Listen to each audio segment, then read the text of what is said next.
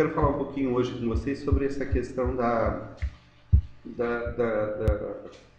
transposição e principalmente modernidade, da visão que a modernidade impôs e dos problemas que a modernidade nos impõe em termos de missão. Quer dizer, se nós estamos trabalhando a questão moderna, então vamos pensar. A gente está falando aqui especialmente sobre esse livro. Então, o que queremos dizer quando dizemos inferno, do André Torres Queiroga?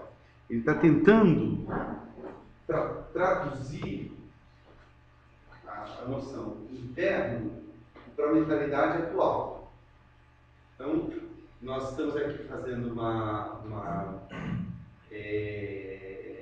análise de que a mentalidade tradicional sobre o inferno é um inferno de fogo, um lugar de castigo, um lugar onde Satanás reina, embora não seja bem isso que a Bíblia diga, tá? Até porque a palavra inferno, ela não existe ela não existe na Bíblia.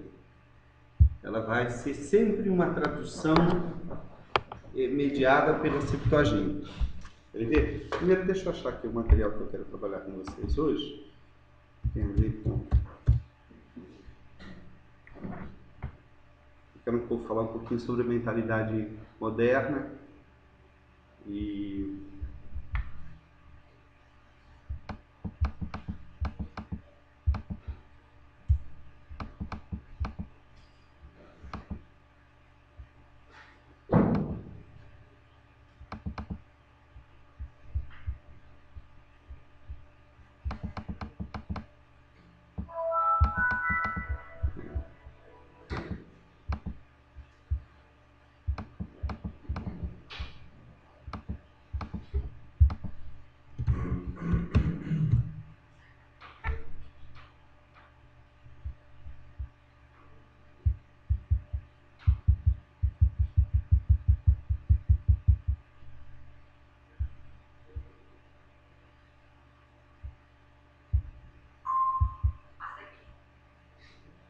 Então, eu estava falando para vocês sobre o grande problema que o Queiroga está tentando enfrentar aqui para tentar conciliar a visão católica do dogma com a visão moderna, tentando descobrir qual é o caminho de você...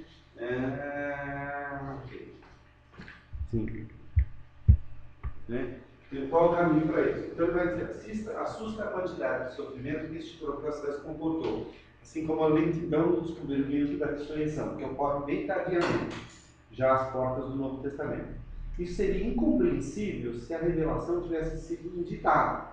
Quer dizer, se Deus já podia ter revelado tudo no início, por que levou 1000 e poucos anos explicando as coisas devagarzinho? Porque já não disse tudo de uma vez, e aí as pessoas iam ter oportunidade de entender. Né? Como explicar esse cruel e mesquinho segredo de séculos acerca de algo que Deus teria podido revelar a qualquer momento? Compreende-se muito bem, então, se a gente vê a luta amorosa de Deus por ir fazendo penetrar essa difícil convicção na alma humana dentro dos condicionamentos daquela determinada cultura. Ele consegue, depois de um difícil processo, terá que esperar ainda por Jesus para a plena clareza que seja possível para nós. Em segundo lugar, fica evidente o tipo de conteúdo que ali se revela. Como já se disse, não se trata de descrição de um panorama. Ele está falando da questão hermenêutica aqui, e ele está tentando dizer o seguinte, que o que a Bíblia fala sobre o inferno, sobre escatologia, não é um retrato do futuro, não é uma espécie de reportagem sobre o que vai acontecer, mas é uma transposição de conceitos que o profeta ou os escritores bíblicos anteveem no futuro, mas que só conseguem explicar com termos da sua própria época. Ficou claro isso? Vamos tentar reformular? O que o André Queiroga, nesse livro, o que queremos dizer quando dizemos inferno, e na sua visão hermenêutica, hermenêutica, quer dizer, como é que nós podemos entender o que a Bíblia fala sobre inferno e sobre tantas outras questões polêmicas. Como é que nós podemos entender isso hoje se nós entendemos apenas literalmente o que a Bíblia diz? Então ele é contra uma interpretação literal da Bíblia como uma atualização teológica. Ele até admite uma interpretação primária literal, mas ao fazer a transposição, quer dizer, ao atualizar para os dias de hoje, o argumento dele, depois nós vamos ver se nós concordamos ou não, o argumento do André Torres Queiroga é: não dá para você fazer uma transposição pura e simples. Em certo sentido, ele tem razão. Não sei se foi nessa aula que eu falei na semana passada. Para que serve para nós o relato da multiplicação dos pães? Jesus multiplicou os pães e os peixes, e esse relato para nós hoje serve para quê? Nós vamos tentar multiplicar pães e peixes hoje também? Não. Então nós não interpretamos esse texto literalmente. Quando nós pregamos esse texto na igreja, nós não estamos tentando ensinar as pessoas que elas podem não se prevenir, que Deus vai dar um jeito de pegar uma criança que tem 5 pães e 2 peixinhos e vai fazer com que esse pão, através de um milagre, e esse peixe, através de um milagre, se multiplique. Ninguém prega isso hoje em dia. Então, a atualização que nós fazemos desse tipo de texto não é literal. É o quê? Pode ser alegórica, pode ser analógica, pode ser psicológica, mas não é uma atualização literal. Até porque, vamos lá, como é que nós vamos fazer uma atualização literal do sacrifício que Deus pediu a Abraão que fizesse com seu filho? Como é que nós podemos chegar e dizer assim: meus irmãos, da mesma maneira como Deus pediu que Abraão sacrificasse o seu filho, se hoje Deus te pedir que você leve o seu filho para uma montanha e ofereça a ele sacrifício, tenha fé, vá lá e faça. Se você vê que um membro da sua igreja pegou o seu filho, pegou o cutelo, pegou o fogo, pegou a lenha e avisou a esposa: olha, eu e o menino vamos sacrificar e depois voltaremos, o que você vai fazer? Provavelmente você vai correr atrás desse cara porque ele está para fazer maluquice. Está para fazer doideira. Então, como é que a gente interpreta isso? Alguns preferem interpretar como: não, isso é uma saga, é um mito, é uma história, apenas para mostrar a questão da obediência e tal, para mostrar a natureza de Deus. Uma natureza até muito estranha, né? Que Deus é esse que pede a um pai que sacrifique o seu próprio filho? Se a própria Bíblia é contra sacrifício humano, que Deus é esse? Então, o que o André Queiroga está querendo fazer aqui é estabelecer princípios hermenêuticos, né? Então, ele vai dizer, por exemplo, sobre o que é intolerável na abordagem sobre o inferno. Isso aqui não dá para a gente aceitar. Ele vai dizer, basicamente, que o inferno como lugar de castigo não é uma solução.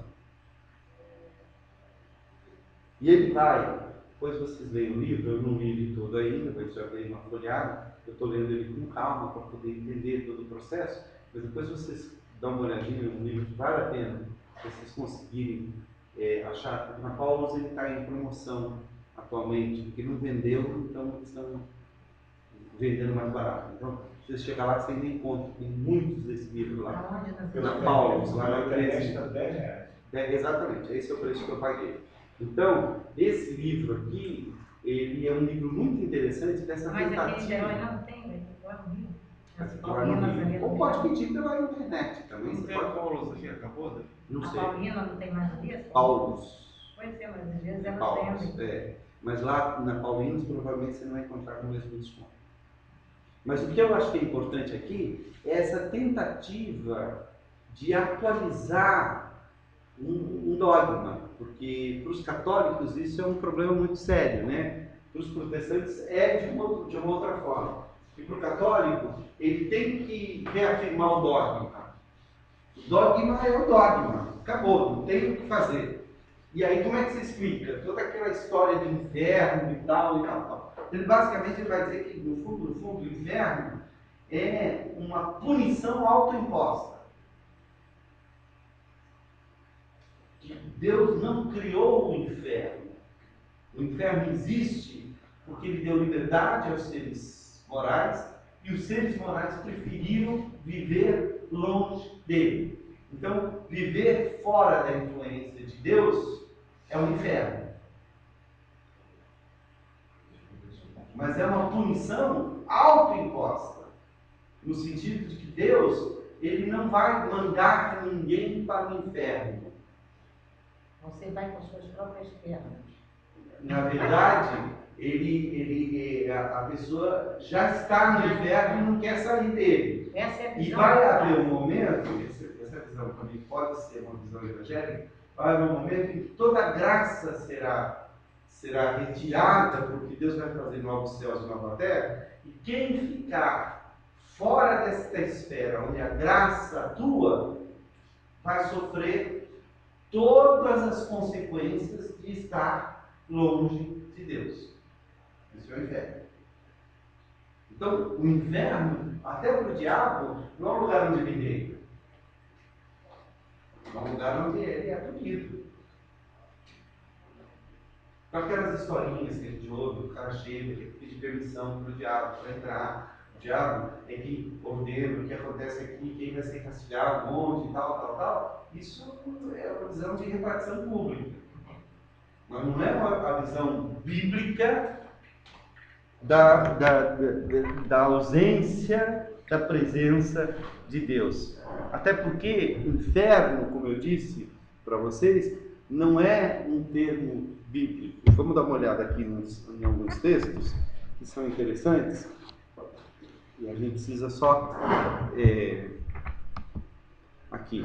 Então vamos fazer uma busca aqui em português mesmo, para a gente ver a palavra inferno. Quantas vezes ela vai aparecer na nossa Bíblia, né? Ó, Salmo 9:17. Os perversos serão lançados no inferno.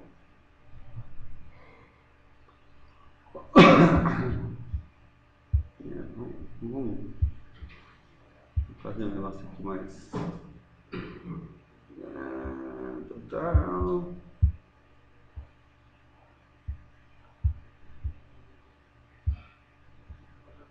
Onde vocês, mestres da lei, fariseus e hipócritas, porque percorrem a terra, não é? Para fazer uma corretiva, quando conseguem, vocês os tornam 2 vezes mais filhos do inferno do que vocês. Mais filhos do inferno do que vocês. Olha só. Lá no Antigo Testamento, a palavra inferno é provavelmente uma tradução da palavra Sheol. Olha aqui, ó. Sheol. Sheol é muito mais amplo do que somente um lugar de castigo. Por quê? Na Bíblia, vamos fazer uma busca pela palavra Sheol e vamos descobrir onde essa palavra é usada. Olha só. Gênesis 37 e 35, né? Levantaram-se. O que ele está mandando para cá? Deixa eu fazer uma coisa aqui. Trazer os links para cá. Ok. 37. Levantaram-se todos os filhos e todas as suas filhas para o consolarem. Ele, porém, recusou ser consolado. Diz: chorando descerei o meu filho até a sepultura. Ele está falando de José. É Jacó falando de José. Então note que ele vai levar o filho ao Sheol. Então Sheol não é necessariamente no Antigo Testamento sinônimo de lugar de castigo. Farei descer minhas cãs ao Sheol, a sepultura. Outro exemplo. Vamos pegar aqui o Gênesis 44:31. Vendo ele que o moço não está conosco, morrerá. Os teus servos farão descer as cãs do teu servo, nosso pai, Jacó, com tristeza à sepultura. Os filhos não iam dizer que iam levar o pai ao inferno. Então, Sheol, no Antigo Testamento, não é inferno. Ele só é traduzido para o português pela palavra inferno quando ele se refere aos injustos. Olha aqui no livro dos Salmos, como é que a palavra Sheol, ela vai ser usada indiscriminadamente tanto para justos como para injustos. Ó. Salmo 6,5. Pois na morte não há recordação de ti, no sepulcro, quem te dará louvor? Qual é o argumento aqui do salmista? Senhor, não me repreenda na tua ira, é o justo orando. Tem compaixão de mim, porque me sinto debilitado. Sara-me, Senhor, porque os meus ossos estão abalados. Também a minha alma está profundamente perturbada. Mas tu, Senhor, até quando? Volta-te, Senhor, livra a minha alma, salva-te por tua graça, pois na morte, não deixa morrer, na morte não há recordação de ti. Esse camarada acredita na ressurreição? No sepulcro, quem te dará louvor? Isso aqui, se você for pensar simplesmente em termos de comparar texto com texto, você vai ter que concluir o seguinte, que esse texto ele contradiz frontalmente os textos do Apocalipse que diz que os justos estão na eternidade louvando a Deus perpetuamente. Paulo, como é que o judeu lida com isso? Como é que ele lida hoje ou como é que ele lidava antes? Como ele lida hoje? Hoje ele já tem a noção de uma vida após a morte. Porque essa noção ela apareceu já na época de Jesus, só desculpa, na época de Jesus você já tinha duas correntes. Os fariseus criam na ressurreição, os saduceus não criam. Lembra que o judaísmo moderno ele vem de uma matriz farisaica. Então, o judaísmo moderno, mesmo o judaísmo tradicional, ou um judaísmo mais light e tal, ele incorporou a ideia de ressurreição e de vida eterna. Mas ele incorporou essa ideia sem a presença de Cristo. Mas sem ser esses conceitos, se entende que eles entraram via filosofia grega, helenismo, ou realmente eles existiam e isso foi... Tá, entendi. Acho que a filosofia grega, o helenismo, o zoroastrismo também teve uma grande influência para essa formação de conceito, mas não quer dizer que o conceito não seja bíblico. E aí, a gente tem dois métodos de fazer teologia. A gente tem o método da teologia sistemática, onde se tenta harmonizar toda a Bíblia e tirar uma doutrina que seja bíblica no sentido de sistematizar. E o perigo da teologia sistemática é a gente atribuir conceitos que são do Novo Testamento a pessoas do Antigo Testamento. Quando a gente analisa a história da evolução teológica, dos conceitos teológicos, do ponto de vista da teologia bíblica, você admite que há momentos em que conceitos que vão ser muito claros num determinado momento da história ainda não estão claros para aqueles personagens que estão vivendo aquele momento. A revelação ela é progressiva e germinal. Deus vai se mostrando aos poucos e aos poucos ele vai distribuindo o seu conhecimento. Então, é muito possível que Abraão não tivesse a ideia de uma ressurreição eterna. Mas Hebreus vai dizer que Abraão, ao aceitar matar o próprio filho, ele cria que Deus poderia restituí-lo até, se fosse necessário, ressuscitá-lo, mesmo sem ele ter a ideia de ressurreição. Ele nunca tinha visto ninguém voltar da morte. Como é que Hebreus tira essa conclusão? Hebreus vai tirar essa conclusão através da exegese midrásica, do Midrash, principalmente como é que chama? Midrash, exatamente, a exegese midrásica. Qual é a conclusão? Ele vai analisar o texto de Abraão o mais literalmente possível. O que Abraão diz? Eu e o menino iremos sacrificar e voltaremos. Esse voltaremos leva os sábios judeus, os rabinos judeus a imaginarem. Ele estava esperando voltar com o menino. Se ele estava esperando voltar com o menino e ao mesmo tempo estava determinado a tirar a vida do menino, com certeza ele acreditava que o menino iria voltar a viver. Ele obedeceria a Deus e que o menino voltaria a viver. Então, Hebreus, quando vai falar, ele vai dizer assim, porque Abraão creu contra toda esperança, porque tinha a convicção da ressurreição. De onde, de fato, ressurreição dos mortos, de onde, de fato, figuradamente o recobrou. Então, a ressurreição de Isaac, ela ocorreu de maneira figurada. Uma analogia. Para Hebreus. Mas só Hebreus pode dizer isso. Você até pode, midrasticamente, imaginar, poxa, Abraão tinha que acreditar em alguma coisa diferente. Mas você não pode afirmar categoricamente pelo texto que Abraão cria na ressurreição. E isso aparece muito nos Salmos, isso é bastante interessante, quando a gente vai analisar os Salmos, porque olha aqui, o Salmo 7, né? Tal como nuvem se desfaz e passa, aquele que desce à sepultura jamais tornará a subir. Sheol. Voltando ao Sheol, vamos lá.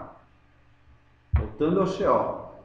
Como as alturas dos céus é a sua sabedoria, que poderás fazer? Mais profunda é ela do que o abismo. O abismo aqui é o Sheol. Sheol. Então note que Sheol no Antigo Testamento não é necessariamente inferno. Sheol é a morte, a sepultura, é a morte. Se você for analisando, é uma análise que vale a pena fazer. Olha, por exemplo, não faria sentido nenhum esse salmo aqui, Salmo 116, se as pessoas crescem na ressurreição. Está aqui, ó.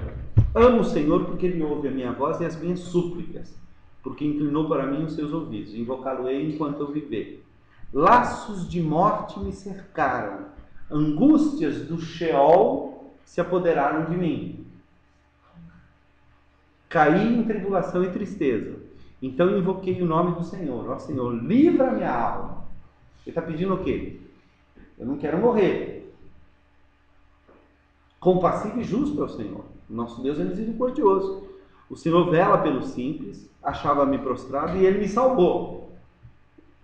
Volta minha alma ao teu sossego, pois o Senhor tem sido generoso, pois livraste da morte a minha alma, das lágrimas os meus olhos, da queda os meus pés. Esse cara foi salvo.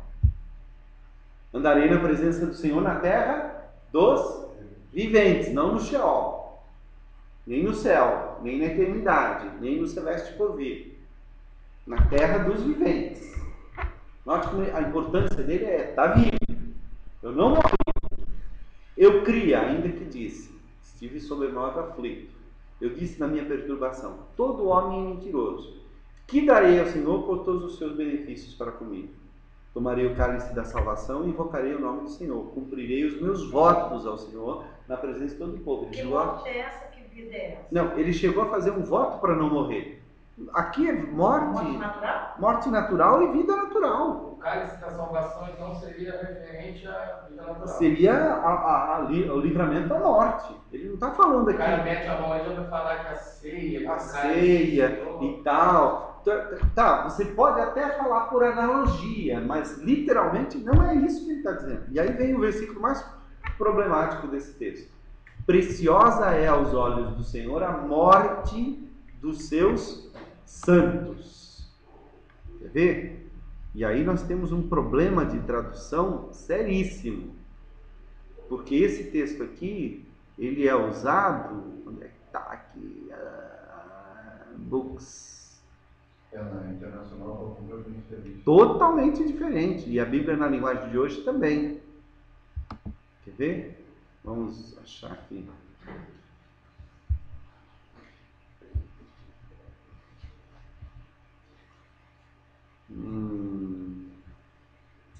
Eu quero achar um... Vamos pegar aqui a nova tradução da linguagem de hoje.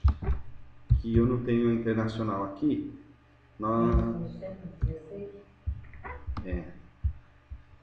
Ó, aqui. O Senhor sente pesar quando vê morrerem os que são fiéis a Ele. Exatamente o contrário do que a versão atualizada diz. Preciosa é aos olhos do Senhor a morte dos seus santos. O Senhor sente pesar quando vê morrerem os que são fiéis a Ele. Olha a explicação aqui. De acordo com o pensamento dos israelitas daquele tempo, a pessoa ao morrer ia para o mundo dos mortos, onde ficava separada de Deus e não o louvava mais. Veja Salmo 60, Salmo 6:5, que é aquele que diz que não, né, a morte por acaso o louvará. O Salmo 88:10, que eu não tenho a menor ideia do que digo, né? Nos tempos do Novo Testamento, a morte tem outro sentido. Então, note que essa tradução, ela é traidora e faz os pastores pregarem errado nos dias do sepultamento. Quem nunca usou esse texto para consolar o coração de alguém, que atira a primeira pedra? 88:10. Então, 88. Mostrarás tuas maravilhas aos mortos, ou os mortos se levantarão e te louvarão? Está perguntando e está dizendo, qual é a resposta a essa pergunta? Não. Então, para o autor do Antigo Testamento, a morte é o fim. É porque Eclesiastes também tem aquela passagem que diz assim, ó, tudo quanto te vier às mãos, faz conforme as tuas forças. Porque no você além para onde tu vais, além aí é no Sheol. Para onde tu vais, não há pensamento, não há indústria, não há obra, nem sabedoria. E esse outro texto que morre o espírito vai para Deus, como é que fica? Também é Eclesiastes, o sopro volta a Deus que o deu. Não necessariamente o ser consciente.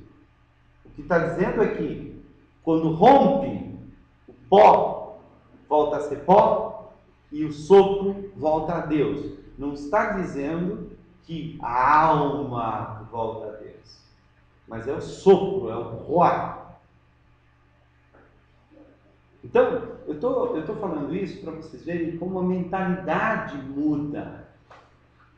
E a gente precisa traduzir estes conceitos bíblicos para a nossa geração. E aí eu quero mostrar para vocês esta série de reportagens aqui da Globo, que é uma série muito interessante de reportagens sobre as gerações que surgiram logo após a Segunda Guerra Mundial.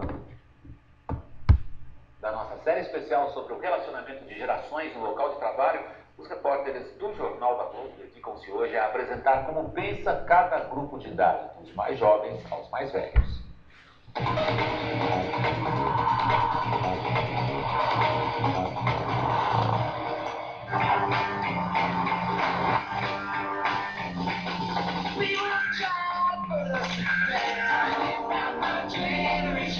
Durante muitas décadas se definiu geração como sendo aquela que sucedeu os seus pais.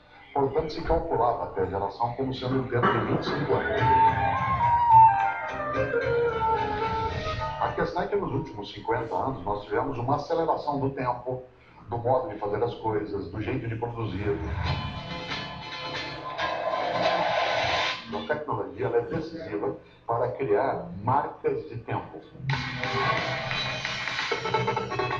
O intervalo entre uma geração e outra ficou mais curto.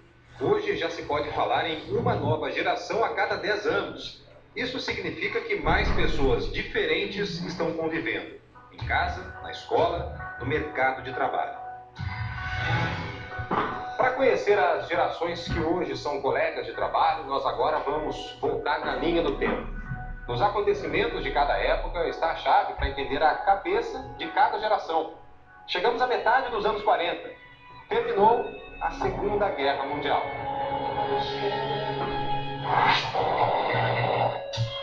E nasceu uma geração. Nos Estados Unidos, com a volta dos soldados para casa, muitas mulheres engravidaram. Houve um boom de bebês. Por isso, a geração que aí começou é chamada de Baby Boomers. Como a geração que disse, não quero mais a guerra, eu quero a paz, eu quero o amor. No Brasil, o termo também é usado para quem nasceu naquela época. Os Baby Boomers eram jovens quando começou a ditadura. Essa é a geração que lutou contra os militares. A geração da Jovem Guarda, da Bossa Nova, do tropicalismo, do rock and roll, dos festivais aqui e lá fora. A ideia de uma geração Baby Boomer foi construir uma carreira que fosse sólida, na qual a gente tivesse fidelização ao trabalho, uma carreira que nos realizasse, né? E não necessariamente nos oferecesse apenas um aporte material. Eu sou um clássico Baby Boomer, com 64 anos. A geração minha era muito preocupada com o dever, com a segurança, em permanecer muito tempo numa empresa. Algum problema aqui? Vamos lá. Vamos ver se muda. Ah, não. Algum problema na internet. Saiu aí? Poxa, que bacana, hein? E eu nem trouxe o meu...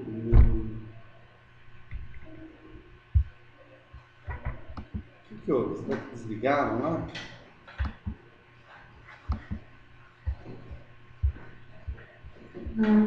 Que bacana isso, hein? Poxa. Show de bola. Aí, olha só, esse aqui é um homem. Ó. Isso é. Eu tinha baixado esse vídeo. Enquanto ele. Tá vendo? Essa é a geração, essa já é uma outra geração. Tá? Vamos lembrar então, a ideia da geração Baby Boomer é que os Baby Boomers foram aquele boom, aquele boom de nenês que nasceu no pós-guerra e que, de certa forma, foi a geração que mudou a história nos últimos 40, 50 anos. São os setentões hoje, eles estão com 70 anos. Você pega o Mick Jagger está entre 60 e 70 anos. Caetano Veloso, entre 60 e 70 anos. O próprio Lula. Eles fazem parte dessa geração Baby Boomer. Essa geração que... Ah, voltou aqui. Com folha eu já...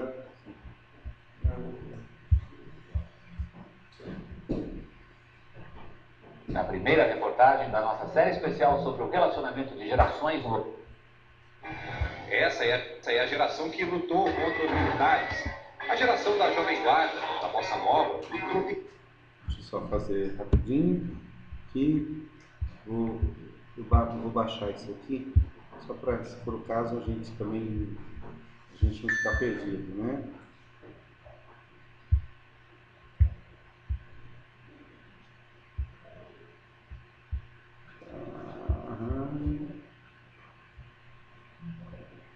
Ok.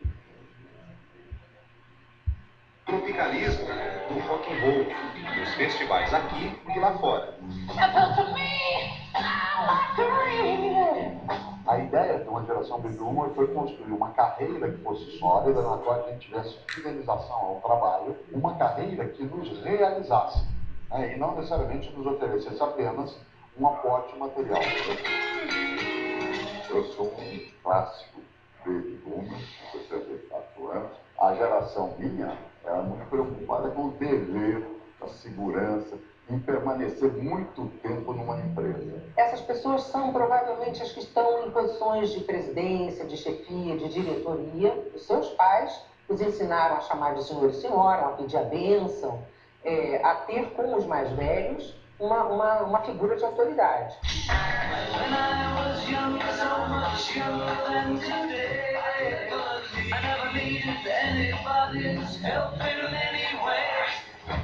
Regime militar no Brasil. Segunda metade dos anos 60, década de 70. Foi nesse período que eu nasci. O Brasil vivia censurado pela ditadura, mas um pouco depois, na década de 80, éramos jovens e assistimos às diretas já. Somos a geração X.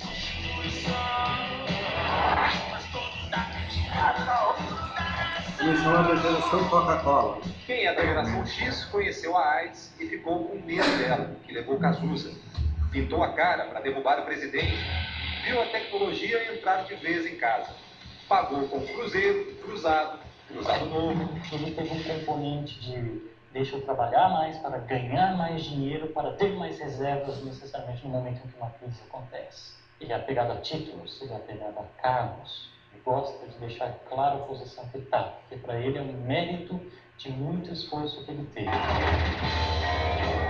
Aqui na empresa mesmo eu sou da geração X, uma geração que tem um pouco mais de resistência à tecnologia, não tem esse afã de buscar, por exemplo, a inovação e estar sempre conectado à inovação, né? E tem algumas resistências até na própria forma de trabalhar.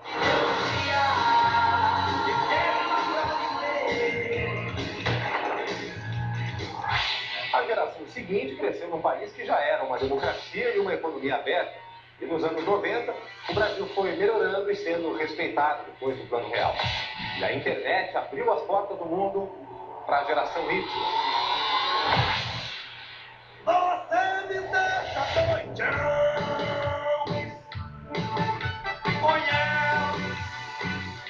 Esse é um profissional mais voltado para ele, para o prazer.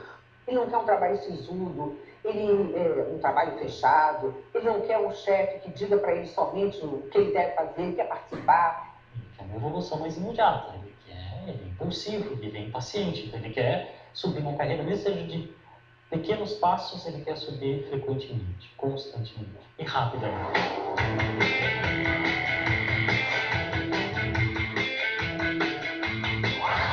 Exatamente como Rose. Em 2 anos e meio de empresa, 2 promoções.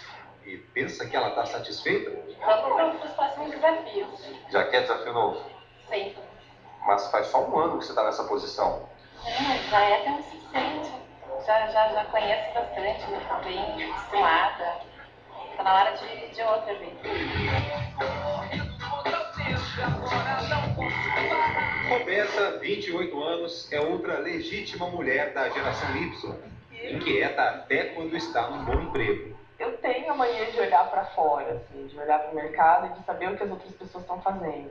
Vai vendo, sou Ronaldo. É por isso que ela é fã de Ronaldo, fenômeno. Com 17 anos, o jogador foi para a Europa.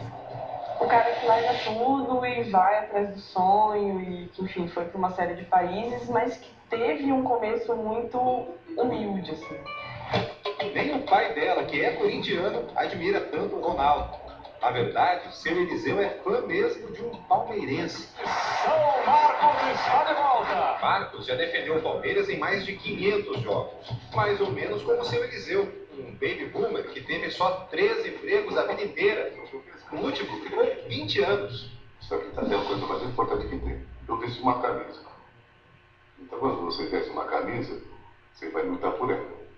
O meu sistema é esse. Já a filha está no 3º emprego em 2 anos. O senhor se sentiria mal indo para a concorrência? Eu acho que sim. Eu acho que sim. O que foi? Eu fui para a concorrência 3 vezes. Eu sempre vou para a concorrência. Agora eu estou me sentindo mal. Se as diferenças são tão evidentes dentro de casa, imagine então nas empresas, onde estão em jogo carreiras, estratégias, dinheiro. Quando as 3 gerações se encontram no mercado de trabalho, dá um nó danado.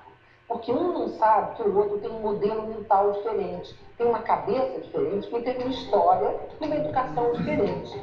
É o que você vê na reportagem de amanhã. Organizar o horário, a agenda. Como é que a gente prega o Evangelho? Porque na igreja é o encontro destas gerações.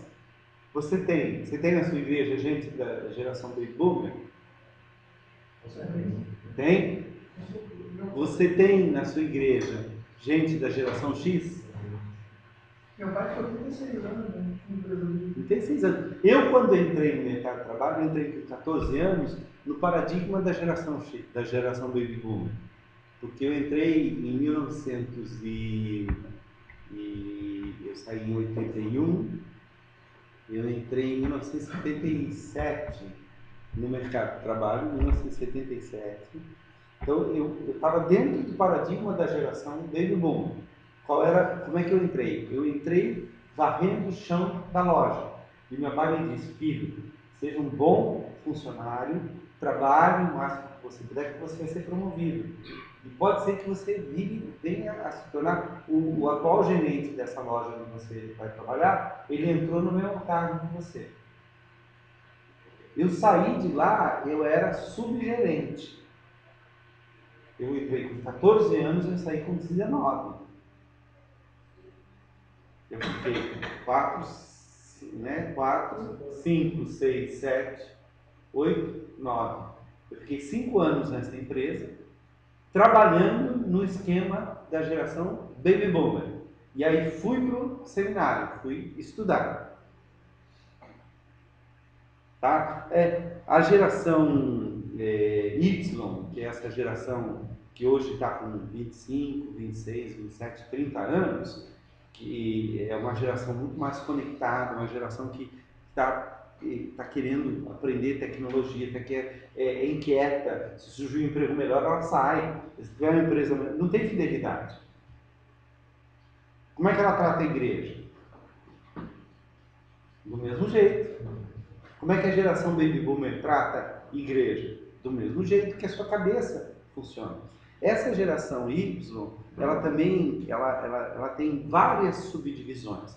Ela tem os cangurus. Quem são os cangurus?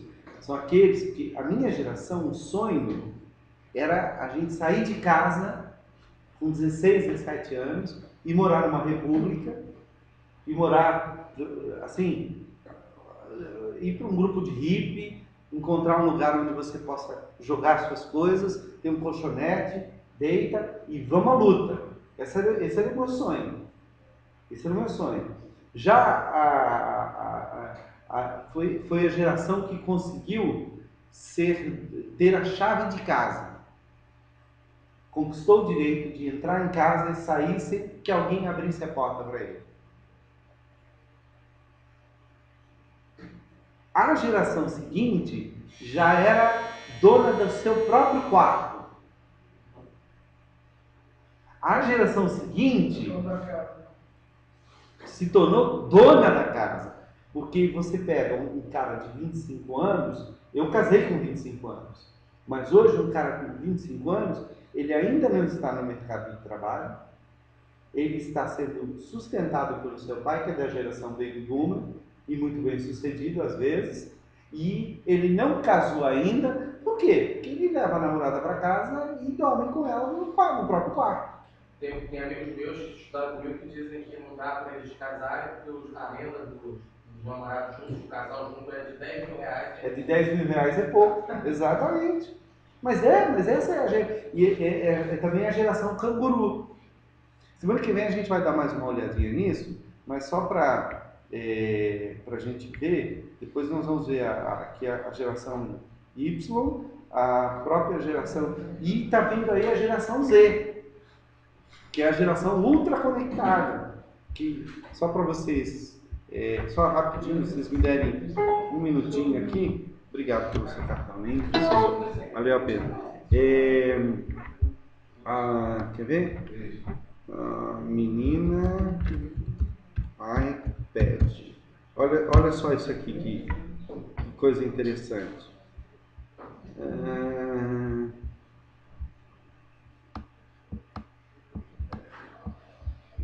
Mais ainda, acho que está aqui. Vamos por assim, bebê.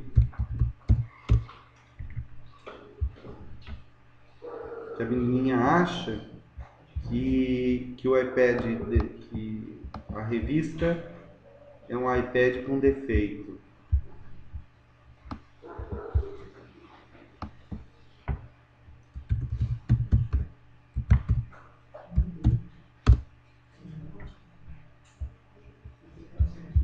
Se não achar agora, eu desisto.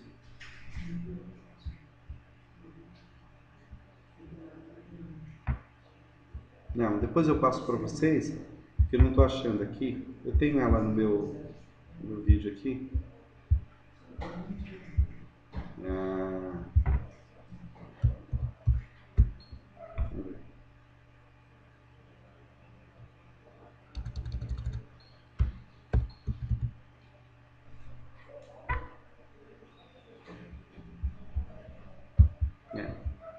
vou achando. Esses livros o senhor indicou como bibliografia? Não, eu só vou mostrar para vocês a gente trabalhar um pouquinho com esses livros aqui. Ó. Esse Um Jumentinho da Avenida faz parte da bibliografia que o Leandro passou. Vale a pena, é interessante. A Missão da Igreja do Sternagel é uma coleção e várias propostas sobre a questão da missão integral. Tá? As Lógicas da Cidade fala sobre o impacto sobre a fé que a cidade tem. A gente vai falar um pouco sobre a urbanização, diferença entre o paradigma rural e o paradigma urbano, né? Que muitas igrejas e muita gente ainda vive debaixo do paradigma rural, querendo que o mundo mude para eu poder pregar o evangelho. E não adianta, o mundo não vai mudar. O mundo está mudando, mas não está mudando do jeito que eu quero. O mundo não vai ser mais rural. As relações de lealdade. O que era rural está deixando de ser. Não, a urbanização ela está provocando. Você vive sozinho na cidade. Você não tem vigilância nenhuma. Ninguém sabe o que você faz. Você pode viver uma vida dupla ou tripla na cidade. Nas cidades pequenas, onde as pessoas, todo mundo se conhece, você não pode fazer isso. Então, o mesmo cara que às vezes é pastor na igreja, ele pode mexer no boate clube. Tá? E um que eu quero trabalhar com vocês é esse Igreja Agente de Transformação do René Padilha e do Félix Flow. Esse tem aqui na Escola de Pastores para vender. Os outros também. Os outros também. A Lógica da Cidade. Tá bom? Mas são sugestões de leitura. Eu não vou, em princípio, eu não estou seguindo nenhum deles. Eu só estou mostrando para vocês que todos esses livros tratam desse novo paradigma da missão e dessa nova maneira de que a missão hoje é atingir estas gerações.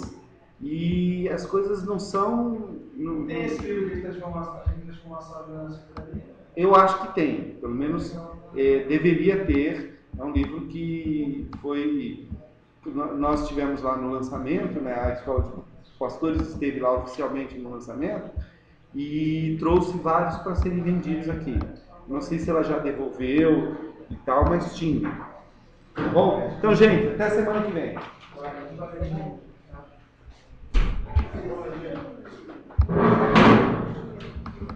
Meu amigo.